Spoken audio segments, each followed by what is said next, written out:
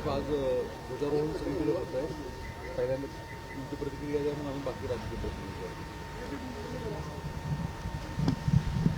स्वतंत्र भारताचा गौरवशाली प्रजासत्ताक दिन देशभरामध्ये प्रत्येक नागरिक अतिशय उत्साहाच्या वातावरणामध्ये पार पाडतो आहे.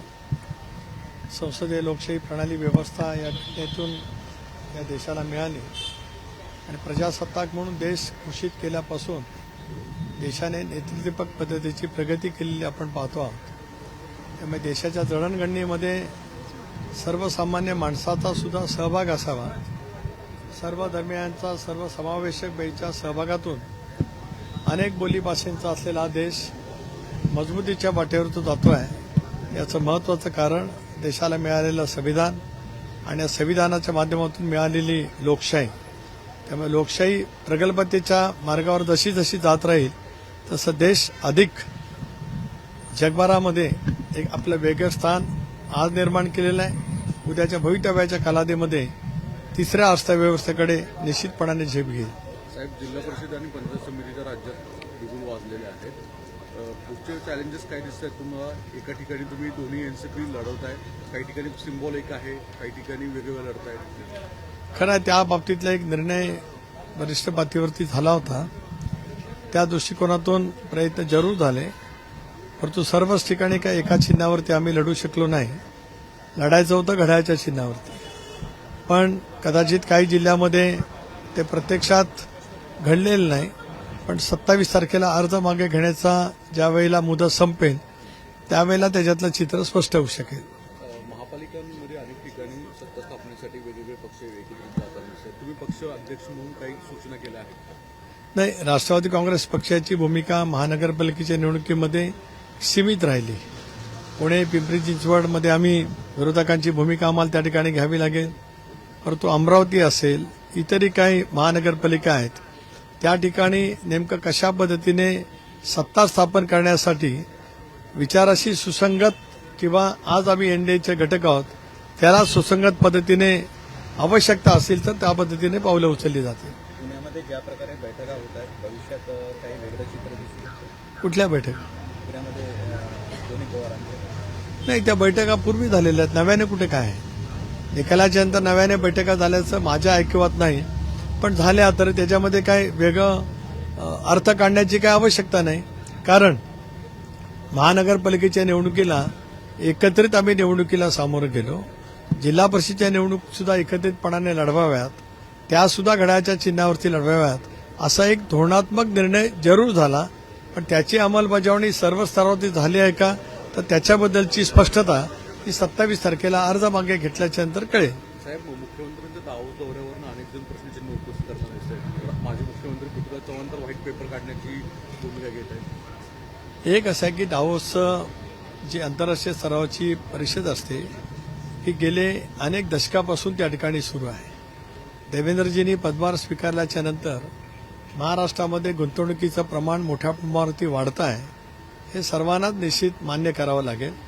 विरोधकांनी इतक्या मोठ्या प्रमाणावरती झालेल्या गुंतवणुकीच्या बाबत शंका निर्माण करणं म्हणजे राज्याच्या विकसित होण्याच्या प्रक्रियेला आपण विनाकारण विरोध करतो आहोत असं चित्र त्या ठिकाणी निर्माण होत आहे. फार मोठ्या प्रमाणावरची ही औद्योगिक गुंतवणूक लवकरच प्रत्यक्षात राज्यातल्या वेगवेगळ्या जिल्ह्यांमध्ये जिथे जिथे करार झाले त्या ठिकाणी सुरू झालेली आपल्याला पाहायला मिळेल.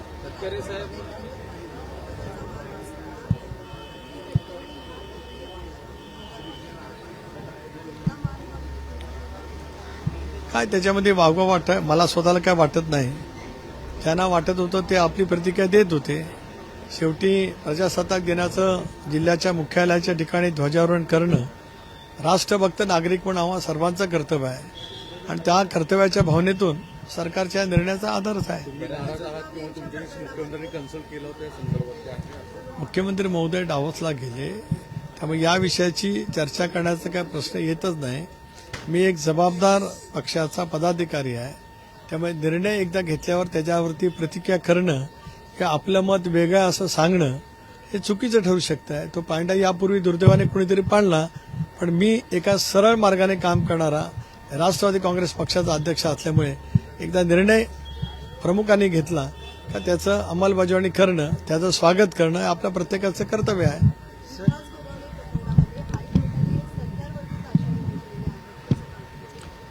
इतक्या मोठ्या माणसांच्या बद्दल जे काही न्यायालयाने निरीक्षण केलं असेल आणि त्याच्या समोर आलेली, न्यायालयाच्या समोर आलेली जी काही माहिती असेल त्याच्या अनुषंगाने असेल. मला त्या विषयावरती अधिक काही बोलायचं नाही, कारण आजचा दिवस प्रजासत्ताक दिनाचा दिवस आहे, संविधान लोकशाही बळकट करण्याचा दिवस आहे. त्यामुळे कोणाच्याबद्दल काहीतरी बोलत मला माझं स्वतःचं एक आडवं स्थान आपण निर्माण केलंय त्याला जराही विचलित व्हायचं नाही. तटकरे साहेब, महिलांचा जो कबड्डी संघ आहे हा तेलंगणासाठी रवाना झालेला आहे. मात्र विशेष बाब हीच आहे की ज्या खेळाडूला शिवछत्रपती पुरस्कार मिळतो त्या पूजा यादवलाच यंदा संघातनं बाहेर करण्यात आलेलं आहे किंवा तिला वगळण्यात आलेलं आहे. जाणीवपूर्वक राजकारण त्या ठिकाणी झाल्याचा तिचा आरोप आहे. एक तर मी पण AKFIचा राष्ट्रीय उपाध्यक्ष आहे, राज्यामध्ये सुद्धा संघटनेमध्ये मी काम करतो. त्यामुळे संघ निवडत असताना माझा किंवा नामदार अजितदादांचा कधी संबंध नसतो. पण आता काही मंडळी त्या बाबतीमध्ये जर काही चुकीचं करत असतील तर त्या संदर्भामध्येच राज्याच्या कबड्डी असोसिएशनचे अध्यक्ष म्हणून अजितदादांनी अधिक लक्ष घालण्याची आवश्यकता आहे. गुणवान खेळाडू, शिवछत्रपती पुरस्कार विजेते खेळाडू यांचा संघातला सहभाग कोणाच्यामुळे, काय कारणाच्यामुळे तो डावलला गेला हे समजून घेणं अत्यंत आवश्यक आहे. कारण महाराष्ट्राच्या कबड्डी संघाचा, पुरुष असेल महिला असेल किंवा कुमार गटाचा, एक वेगळा दबदबा देशाच्या कबड्डीच्या क्षेत्रामध्ये आहे. पण अशा पद्धतीची निवड करत असतानाच ती गुणवत्तेच्या कसोटीवरती केली जावी असं आमचं ठाम मत आहे. एकेकाळी स्वर्गीय शंकररावजी साळवी तथा बुवा साळवी यांनी हे सगळं गुणवत्तेवरतीच करण्याचं निर्धार करत आले आणि त्याच्यामुळे देशामध्ये महाराष्ट्राच्या कबड्डीचं अव्वल स्थान हे नियमितपणाने राहिलेलं पाहायला मिळू शकतं आहे. मला असं वाटतं की संघटनेचा एक प्रमुख पदाधिकारी म्हणून मी अजितदादांच्या जवळ या विषयावरती नक्की बोलेन. निवड समितीकडनं देखील या निवड समितीला नोटीस बजावली जाणार आहे. त्याचबरोबर गटात हरलेले जे उमेदवार व स्पर्धक आहेत त्यांना देखील स्थान देण्यात आलेलं आहे. मात्र त्या ठिकाणी जिने शिवछत्रपती पुरस्कार मिळवला सरकारचा 2025 मध्ये, तिला वगळण्यात आल्यामुळे कुठेतरी आपल्यासारखे दिग्गज नेते या संघटनेत असताना खेळाडूंवरती अन्याय होतोय. त्याकडे कसं पाहताय? नाही, मी संघटनेमध्ये जरूर आहे, पण खेळाडूच्या निवड प्रक्रियेमध्ये माझा सहभाग शून्य असतो. एक भाग. त्यानंतर कुठल्या फेरीतील उपांत्य फेरीच्या नंतर मग अंतिम फेरी होत असते. त्या फेरीपर्यंत पोहोचलेल्या संघांतील खेळाडूंचाच विचार करणं हे असं एकंदरीत अलिखित नियमाच्या पद्धतीने असू शकतं. बाद फेरीमध्ये हरलेल्या संघातील खेळाडूची निवड करणं हे कधी अभिप्रेतच राहत नाही, कारण त्यांचा संघ ज्या वेळेला उपउपांत्य, त्याच्यानंतर मग उपांत्य फेरीमध्ये येतो, मग त्याला सेमीफायनल म्हणतो. क्वार्टर फायनलमध्ये बाद झालेल्या संघाचा खेळाडूचा विचार हा कधी होतच नाही, जो मी लहानपणापासून कबड्डी क्षेत्र पाहिलं, अनुभवलं आणि त्याच्यामध्ये मी स्वतः खेळलेलो आहे. पण नंतरच्या कालावधीमध्ये सुद्धा याच पद्धतीची निवड होत असेल तर त्याची पूर्णपणाची चौकशी ही अध्यक्ष म्हणून दादानी करावी असा एक कबड्डी खेळाडू म्हणून माझा त्यांच्याकडे आग्रह आहे. पद्म पुरस्कार हा काल जाहीर झाले वेगवेगळे, त्याच्यावरून आता काँग्रेसकडून असे प्रश्न उपस्थित केले की राष्ट्रपती भवनकडनं भलेही पुरस्कारांची घोषणा केली असली तरी आगामी काळातल्या निवडणुका पाहून अनेक पुरस्कार दिले गेले. विशेषतः महाराष्ट्रातले पुरस्कार जे माजी राज्यपाल कोश्यारी यांना जो दिला गेलेला आहे याच्यावरून सुद्धा उबाटाचे नेते संजय राऊत आणि काँग्रेसच्या नेत्यांनी प्रश्नचिन्ह उपस्थित केलेलं आहे. कोश्यारीजी आज त्या राज्याच्या सक्रिय राजकारणातून केव्हाच त्यांनी स्वतःला अलिप्त केलेलं आहे. आपल्या राज्याचे राज्यपाल म्हणून काम करण्याची त्यांना संधी जरूर त्या ठिकाणी मिळाली. आता निवडणुका कुठल्या आहेत तर कुठल्या निवडणुका नजरेसमोर ठेवत भारत सरकारने अशापैकी निवड केली कळणं अनकलनीय आहे. शेवटी टीका करत असतानाच या संदर्भातले असलेले निकष, या संदर्भातलं आत्तापर्यंत केलेली निवड या सगळ्याचा साकल्याने विचार करण्याची आवश्यकता आहे. संजय राऊत शेवटी एक ज्येष्ठ नेते आहेत, साहित्यिक उत्तम आहेत, पण एका पक्षाचे कडवट विचाराचे ते कार्यकर्ते आहेत. त्यामुळे त्या पक्षाच्या विचारसरणीला अनुसरून टीका टिप्पणी त्यांना करावी लागत असते. ती कुठलं ना कुठलं तरी इकडून तिकडून काढतात आणि ते आपल्या नेहमीप्रमाणे सकाळच्या वार्तालापाला ते त्यांच्या भावना व्यक्त करत असतात. सर एक मराठी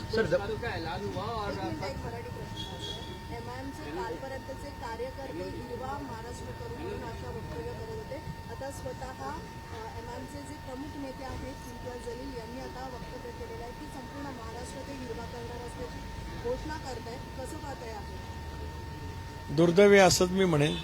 शेवटी आपला देश आपलं राज्य संविधानाच्या आधारे त्या ठिकाणी चालत असतं आणि त्याच्यामुळे कुठली धर्मांध शक्ती या देशाच्या भविष्याच्या वाटचालीला ही कधी पूरक ठरत नसते.